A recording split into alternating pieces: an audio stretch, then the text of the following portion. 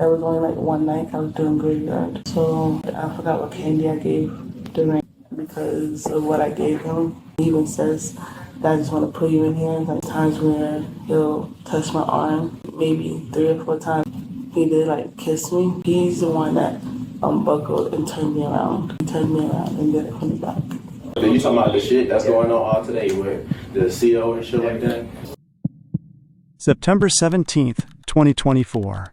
Metropolitan Detention Center, Albuquerque, New Mexico. A corrections officer reports for her shift, but she won't be going home. Before we go further, hit subscribe and drop a comment with your thoughts. Because what happens when the person enforcing the rules becomes the one breaking them is a question we all need to answer. Chevonne Culbreath walks through corridors she's patrolled for nearly a year. She knows these hallways, the sounds, the rhythm of a facility that never sleeps. But today she's not here to work. She's here to be arrested. The charges are severe. Criminal sexual penetration, attempted contraband smuggling, and at the center of it all, a medical test result that makes denial impossible. To understand how a corrections officer becomes an inmate, you have to go back to the beginning. October 23, 2023. Culbreath begins her probationary employment at MDC. She's entering an institution already struggling with understaffing and corruption. The facility has been plagued by misconduct allegations for years. She works the graveyard shift, midnight to 8 in the morning, the hours when the facility is supposed to be quiet, when inmates are locked down, when the lights dim, but nights in a jail are never truly quiet. And there are always eyes watching, searching for weakness. April 2024. A new inmate arrives. His criminal history reads like a catalog of violence: aggravated assault with a deadly weapon, child abuse, battery on a police officer. This is someone who knows the system intimately, someone who understands how to survive, how to manipulate. According to later statements, the inmate notices Culbreath during her rounds. He tries getting her attention. She walks past his cell without acknowledging him. Night after night, he calls out. She ignores him. It's exactly what she's supposed to do. But persistence wears people down, especially during the loneliest hours when isolation feels heavy. At some point, the dynamic shifts. In her own words during a police interview, Culbreath admits she gave the inmate candy. Just candy. She saw another officer give an inmate coffee beans openly, she would later say. If someone else could do it without consequences, how serious could it be? It's a rationalization that has ended careers before. In a correctional facility, there are no small violations. A piece of candy isn't just candy. It's leverage. And once an inmate has leverage, they know exactly how to use it. According to Culbreath's testimony, the inmate begins threatening her. He says he'll report her for the candy. He says she'll lose her job. She describes feeling trapped, caught between admitting to a small violation or continuing to give him things to keep him quiet. She says she chose the latter. Small items, little favors, each one deepening the hole. But leverage doesn't dissolve when you give in. It multiplies. The relationship allegedly escalates through spring and into summer. The inmate, according to Culbreath, begins touching her arm, making sexual comments. He tells her about his ex-girlfriend who used to be a corrections officer. He says he knows how this works. She claims she told him no, that she tried maintaining boundaries. But the boundaries, she says, kept collapsing. Then comes August 25th, 2024. Surveillance cameras capture something that will become the centerpiece of the investigation. Footage shows Culbreath and the inmate entering a supply closet together. The door closes. They remain inside for 6 minutes. The door shakes back and forth. When they emerge, they leave separately, as if avoiding the appearance of having been together. What happened inside that closet becomes the subject of intense scrutiny. In her first interview with investigators, Culbreath denies any physical contact. But that version doesn't survive the day. In a second interview, hours later, she changes her story. She admits the inmate kissed her. So, when you first came in February, He's been trying to talk to me, but I kept walking past his cell, ignoring him. And then there was only like one night I was doing graveyard. So I assumed that he got released, and he said he did the first time. The second time I seen him was in Fox Union graveyard. And he was still trying to talk to me. And I did call medical because he had something about his pills for his gunshot wound. That's when he second came in. Second time he came in. And then I started, I think, in the April or May, an echo unit. I don't remember when the first time I did echo 1. But since then he was trying to talk to me, I kept saying no. And then I don't know all the CO's names, but a few months ago I did see a CO give a bill coffee beans. So I was like, oh, he's been here for long, and he didn't hide it. So one day I forgot what candy I gave Dwayne. I did give him like a soap candy. And then since then he's been saying like he's gonna tell, and I was thinking that I didn't do anything wrong because somebody else did it, another CO did it. And then I guess it started from there because he keeps coming to my desk trying to like talk me into things because of what I gave him. And there are times where I do go to his cell and feel like so if you, I don't know if you see every unit, but I stand in a cell a certain way, like halfway in, halfway out, because I have my foot on the outside of the door. And then this time he tried like do this, the hand gesture to grab me in, and he even says that I just want to put you in here. And I'm like, no, that's not gonna happen. And then there's times where he'll touch my arm, and then I think maybe 3 or 4 times he did ask for the broom, and I told him just to go get it. I didn't have, so I think 1 or 2 times I didn't have gloves, and I didn't want to touch it because the stick wasn't a part of the bottom brush. You have to like connect it, and I didn't want to get my hands dirty and stuff because I don't know where they've been or whatever. And I think maybe the second or third time he was saying, well, we've been at this, we keep going to the closet, they're going to think that I'm not doing anything, I'm just giving you the room. And there has been times where there was water on the floor. The last time, I don't know the date, so I'm assuming it's that date. He did like kiss me, and then he said that he's gonna tell that I didn't do anything, or we at the closet. I was like, I'm just trying to give you the broom.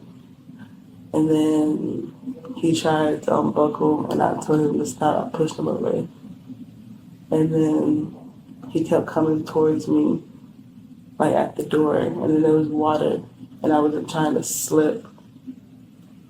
And then he was saying that, well, I kissed you, they're gonna, like, I kept getting paranoid because I didn't want anybody to like see me at the closet when I wasn't doing anything.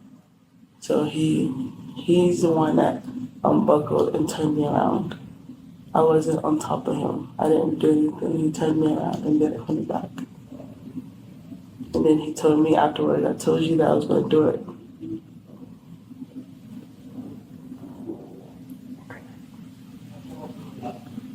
I mean, I understand. Is there a reason you didn't want to tell me that the first time? Because I didn't want the roommates to think that I did something when I did. And then they're going to think like, oh, well, because I know inmates and officers talk. And I didn't want them to know that he did it to me. Okay. Did you, and I just want to make sure that when we spoke earlier, I know there's quite a few people in the room. You know, I just didn't know if you felt uncomfortable saying all that stuff in front of them. That was part of it is. Okay.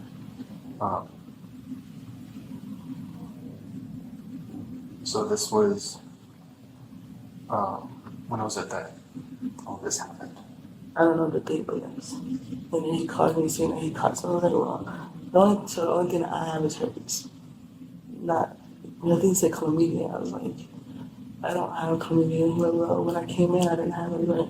So I got tested last night to see I went to the clinic. I was like, then he probably gave me something, or I don't know, because it started. Like I said, it started in May. I want to say May or June when he kept trying to bribe me. Okay. So I know you said you don't remember the day, but when did this happen? It was during my swing shift on, like, what day? Well, I it's don't like know. Like, we're in September, so like when do you think like that happened? it was at least probably 3 weeks ago. 3 weeks ago. So in August. Yes. Okay. But you said that. Let me just go back to it. You said you got here in February. Yes. But it was just him talking. Okay. And then he said in April, May, he was still trying to like Bribe me. talk and everything. He kept saying, he said his first baby mama was a CO, so I'm gonna do it. She was like, no, you're not. And then he kept saying that for a while.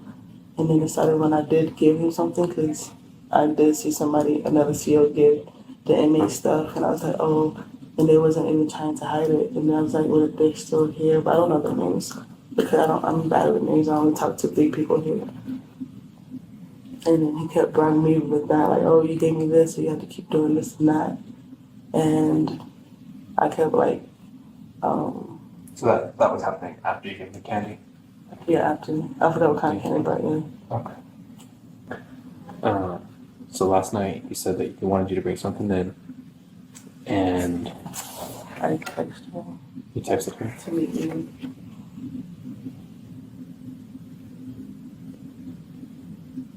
Do you need the location? Do some training? Yeah, I'm gonna get everything down, and then I'll ask for all that. Okay. So you texted her from the text now number. Yes, sir. Okay.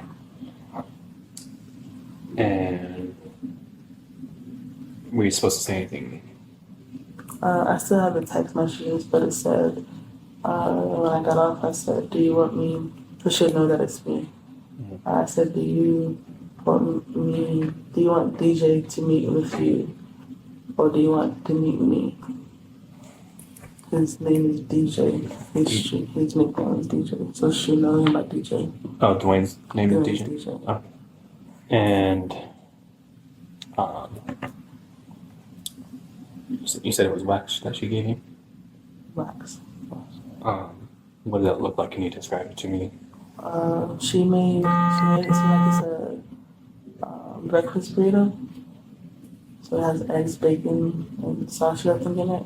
And she put the wax in like a small, tiny bag, and it's wrapped up. And it's underneath, it's in the burrito, on the top of it. So it's in a bag. Well, yes, the wax is, yes. Oh, I see. Okay.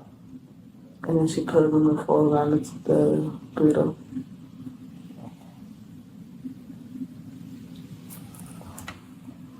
And did you had to give her anything in return? No, she just, I didn't even know where she was, but I parked and she said, I'm coming to you. So she walked to my car, gave me the plate, and left. And I left. Do you know her name or what she went by? I don't know her name at all. Alright. He didn't tell you like it's my. He always said baby mama, so it's the newborn one. He last month he was born. Okay. And that's not the baby mama that used to be a CO? No, it was, well, I don't know if he's telling the truth, but it is. It's not the CO, because she texted me saying that, how far are you? Because I had to go get gas and food, because I had my newborn here. So it's the baby mama, newborn of last year. Okay. They had video calls too, if you need her name. Yeah, I'll have to get that. And when were you supposed to bring it in? Today? Today, yes. Okay. I even texted her saying I wasn't going to do it today. You texted her saying that? So you said you still have your phone here, right? It's in my car. In your car? So, what I would like to do,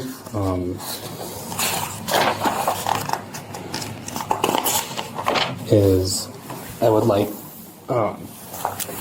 to take your phone and execute a search warrant on it to get those texts and everything. I know you, like you said, you would show me and everything. But just to kind of like lock it down and be like, this is the way that we have to do things like administratively to use that as like evidence against anybody, like Dwayne or the baby mama and stuff like that. Would I like leave my phone completely, or would I get it back later? Or? I'm gonna be honest with you. Most likely, you wouldn't get it back for a while. To get it on the phone. Yeah. Am I able to write down my phone numbers that I need? Yeah, we can do that. I would just need the phone. And pretty much what we do is we execute a warrant, we make a copy of it, pretty much your entire phone. And then, unfortunately, the phone has to be tied into evidence. That way we can, then no one can say that we tampered with it and everything. That's why normally you have to get a new phone for a while. So if you like, we can walk out there right now and grab it, and we can come back in here. Another thing I would like to do too is execute a warrant on your apartment just to retrieve the burrito. So all that would require is that we just show up. We just ask that is your sister going to be home? Sometimes, like right now, or we don't. Or what time would she be home? Does she have to be home? She doesn't have to be home. We just want to know if someone's going to be there or not. She goes to work at 6. Sometimes she leaves at 3 or 4. PM? PM. Okay. Do you have a phone number for her? It's in my phone. It's in your phone? Okay, we'll grab that then. Okay. Yeah, do you want to grab that? We'll go and grab it and come back. All right, Chevonne. Did they already talk to you and everything? Yes. Okay. So here's what's going to happen next, okay? I'm going to need you to stand up. I need you to turn around.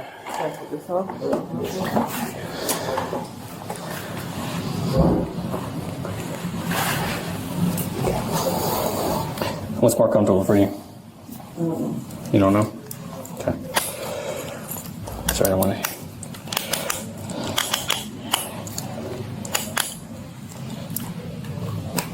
You are detained, okay? You're not free to leave. I'm going to be transporting you to our main police station downtown. We still have a few more questions and everything for you down there, okay? Okay, you want to take this with you? Okay, so I'm going to explain it to you, okay? So you're being placed under arrest right now for criminal sexual penetration, okay? Attempt. So I'm transferring the charges and I'll talk to you, okay? So criminal sexual penetration, okay? Attempt to commit a felony, and a felony is attempting to bring in contraband into an imprisonment, like a prison facility. So let me explain, okay? So I understand what you're saying is that none of this was consensual on your part, that, you were scared and that he was going to report you and everything else like that, okay? So I understand that aspect, but again, and I'm sure it was explained to you in the academy because I went through the CO academy, okay? You're the CO, they're an inmate, okay? Nothing in there is consensual, nothing in there.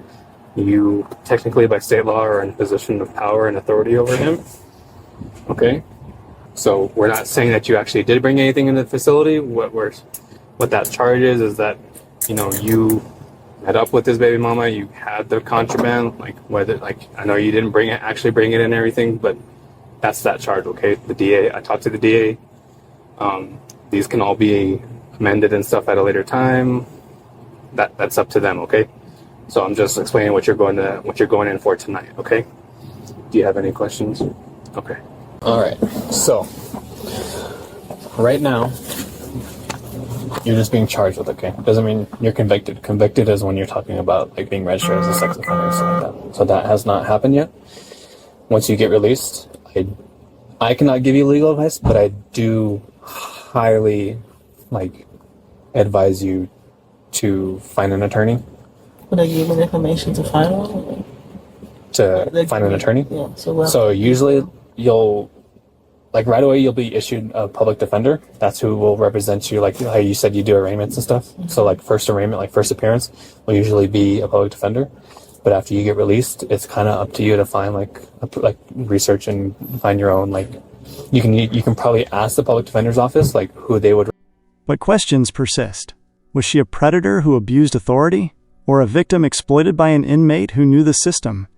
Can both be true? This is the reality behind bars, not just for inmates, but for officers who watch them. When boundaries break, everyone loses. trust evaporates, and people on both sides find themselves trapped in ways they never imagined. What's your take? Should Culbreath be held fully accountable, or should her coercion claims carry weight? Drop your thoughts below. If this made you think differently about our correctional facilities, hit like and subscribe for more investigations into cases that challenge our understanding of justice. Your support keeps stories like this one going.